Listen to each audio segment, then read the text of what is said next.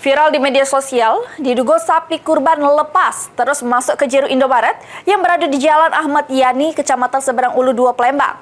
Tidak ada korban, cuma beberapa motor pengunjung rusak ditombor sapi. Min, sapi masih lu lagi nah. Min. Sapi masih lu lagi nah. Sempat bikin heboh pengunjung terus viral di media sosial. Yang mana terjengok jelas dari rekaman video amatir salah siko pengunjung yang diduga sapi kurban lepas masuk ke jeru Indomaret yang berada di Jalan Ahmad Yani, Kecamatan Seberang Ulu 2, Palembang.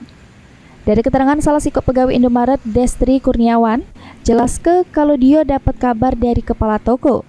Kejadiannya pada Kamis dalu sekira jam 10 lewat, yang mana siko sapi masuk ke jeru Indomaret pas lagi banyak pembeli, cuma beruntungnya sapi tersebut tidak ngacak-ngacak isi toko.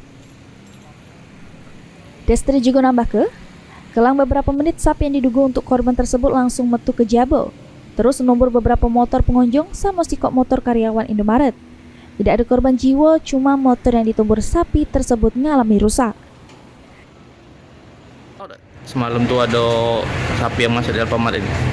Kalau untuk kejadian tuh udah tahu Pak, karena masuk pagi kan, di situ. Cuman kalau dilihat di video itu ada emang Pak yang masuk.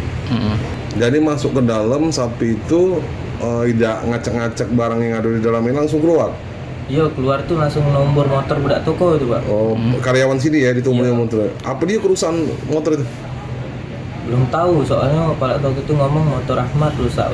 Ada berapa ikut motor yang rusak? Kalau budak toko cuma Siko Pak, Siko itulah. Yang lain, motor lain? Pengunjung? Mungkin banyak Pak, soalnya di G itu postingan itu wong nyari kalau yang milik tokonya. Lagi soalnya ditombor motor dia kan. Berarti lagi rame toko gitu pas sapi itu masuk ya? Iya Pak.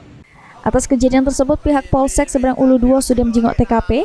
Cuma sapi yang masuk ke jeru Indomaret tersebut belum diketahui siapa yang punya. Suryadi, PAL TV.